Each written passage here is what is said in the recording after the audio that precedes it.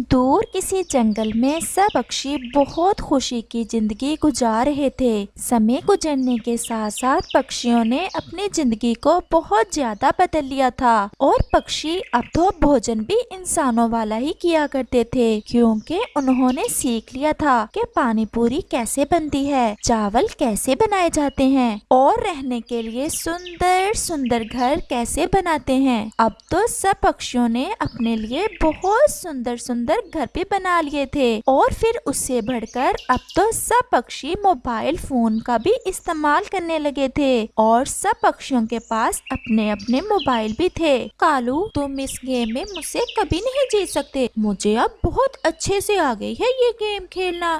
गौरी, मुझे तो भोजन भी लाना होता है और तुम तो हर समय मोबाइल पर गेम ही खेलती रहती हो। कभी मेरे साथ भोजन की खोज में भी चली जाया करो।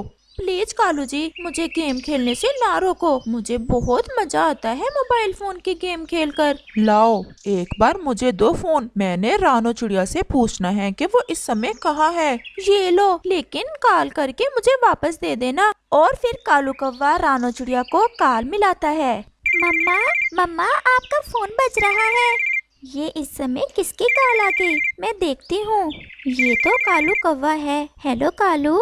हेलो रानो चिड़िया, तुम कैसी हो? मैं ठीक हूँ कालू। क्या बात थी जो इतनी सुबह सुबह ही कॉल की तुमने? रानो चिड़िया, मैंने तुम्हें ये बताना था कि आज पहाड़ों की तरफ जाना है। सुना है वहाँ एक फल है और वो बहुत स्वादिष्ट है। कालू भैया, कब जाना है? तुम घर में ही हो? हाँ कालू भैया, मैं घर में ही हूँ। बस तुम फोन रखो, मैं अभी आया।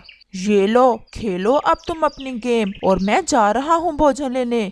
और फिर कालू कौवा वहाँ से चला जाता है। वो सीधा रानो चिड़िया के घर की तरफ जाता है। कालू, तुम ऐसे आए हो जैसे घर के बाहर ही खड़े होकर कॉल कर रहे थे। अब चलो, तुम खुश हो जाओगी वो फल खाकर। कुकू, ये लो मोबाइल ले लो। बस 2 गेम ही खेलनी है। ज्यादा फोन का इस्तेमाल बच्चों और बड़ों के लिए अच्छा नहीं होता।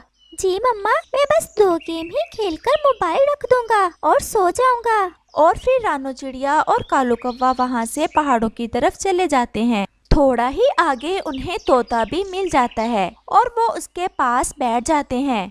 तोते जी, क्या हो रहा है? कुछ नहीं, बस अभी अभी मेरी बहन की कॉल आई है। वो कह रही है कि वो कल आ रही है मुझसे मिलने। बस यही सोच रहा था कि बहन जी की कैसे अच्छे से अच्छी सेवा करूं। तो फिर तोते, हम जा रहे हैं पहाड़ों की तरफ। कालू बता रहा है वहाँ कोई फल है और वो बहुत स्वादिष्ट है। तुम खा भी लेना और बहन जी के